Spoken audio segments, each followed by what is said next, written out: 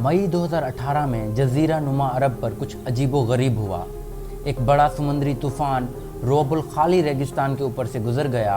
ये unbroken sand का एक बड़ा हिस्सा है जिसको खाली क्वार्टर भी कहा जाता है। ये आमतौर पर ऐसा दिखता है, लेकिन तूफ़ान के बाद ये कुछ ऐसा दिखने लगा था।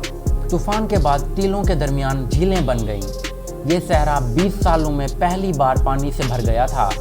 फिर 5 माह बाद ये फिर हुआ, एक और तूफ़ान का निशाना बना।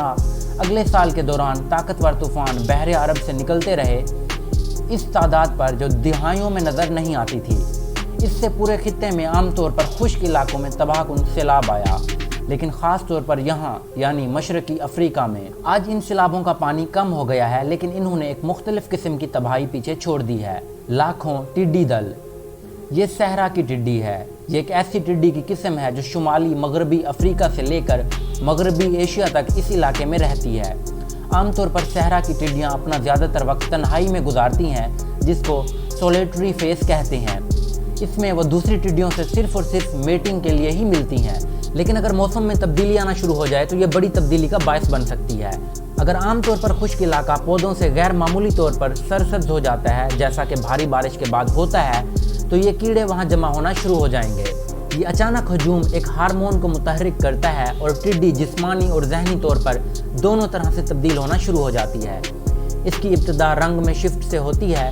भूरे रंग से ये एक रोशन पीले रंग में तब्दील हो जाती हैं।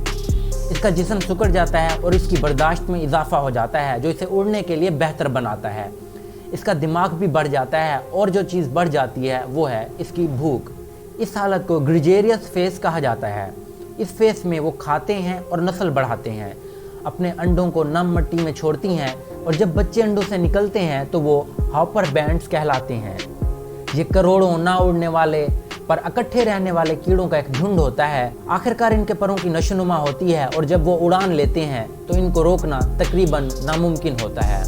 जब टिड्डियों की भीड़ हवा में सवार होती है तो वो एक दिन में 150 किलोमीटर तक सफ़र कर सकते हैं, और हर एक मुरब्बा किलोमीटर में 150 मिलियन टिड्डियाँ होती हैं, और हर एक अपने जिस्मानी वज़न के बराबर रोज़ाना पौधे खाती है। 24 घंटों में एक मुरब्बा किलोमीटर के साइज़ का एक झुंड 35,000 अफराद से ज़्यादा खाना खाता है। और 2019 के आखिर से मशरकी अफ्रीका, इंडिया और पाकिस्तान कई दहाइयों में पहली बार बदतरीन टिड्डियों की वबा का सामना कर रहा है। 2020 में इस इलाके में 400 मुरब्बा किलोमीटर की हद तक बिखरे हुए टिड्डी दल देखे गए हैं।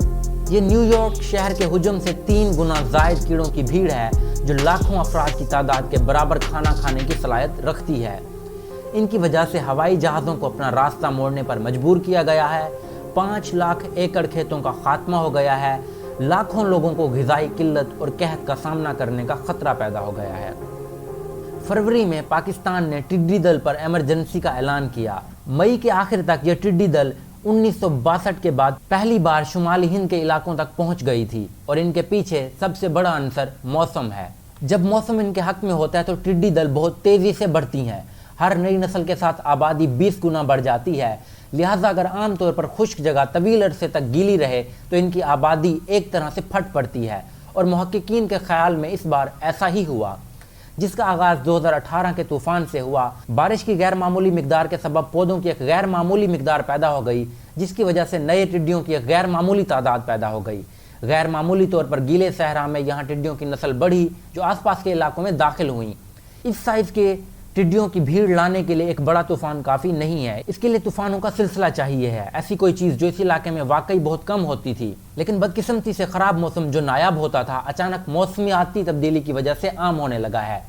इसका मतलब यह है कि सहरा में ज़्यादा तूफ़ान, जहाँ कभी रेत होती थी वहाँ ज़्यादा हरियाली और टिड्डियों के लिए ज़्यादा अफज़ाइश गाह बन गई। ये मौसमी तब्दीली ही इन इलाकों में टिड्डियों के इस शदीद हमले की वजह बनी है।